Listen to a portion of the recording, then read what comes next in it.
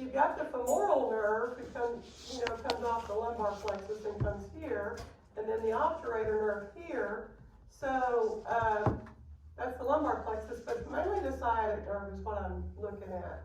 So you've got that sciatic nerve up here. So as we get the brachial plexus, we're going to do this too. And so it comes down, and it's the sciatic nerve. The hamstrings come off up here, right? And then at the knee, right above the knee, it divides into two different nerves.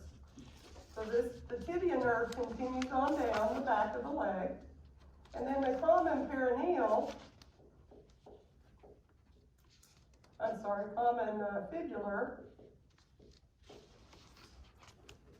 comes back, and it kind of goes around that fibular head. Remember we talked about that?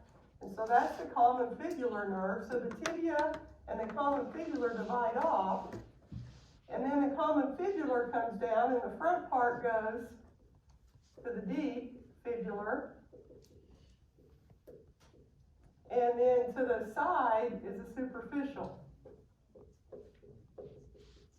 And this happens right below the fibular head.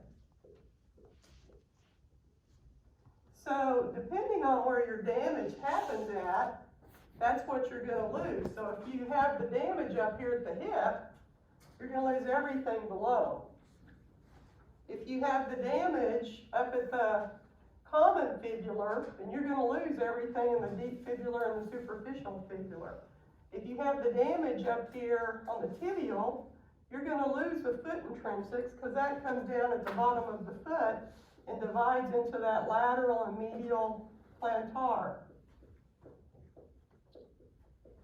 So depending on where that damage is, or where the injury was, you're going to lose everything below that. So I think that's kind of what we didn't have a good understanding of. Because this is peripheral stuff. It's not spinal cord. So that also is true with your dermatomes.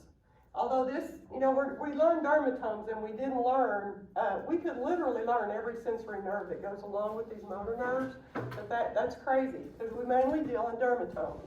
So be aware, as this comes off, you've got your spinal, okay, so the sciatic is what? L4, L5, S1, and so you have these coming off, making up that sciatic nerve.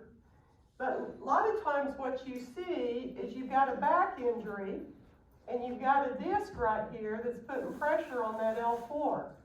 So are you going to lose everything below L4 sensory-wise? No, that's just a spinal cord injury.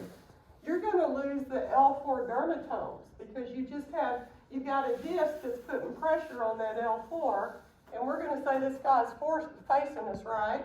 So this would be on the right side.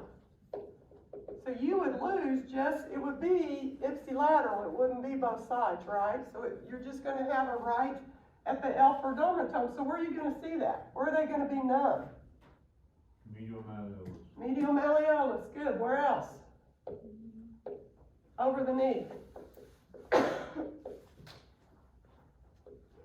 So does that help a little bit? Because we're going to have to do the same thing in the brachial plexus.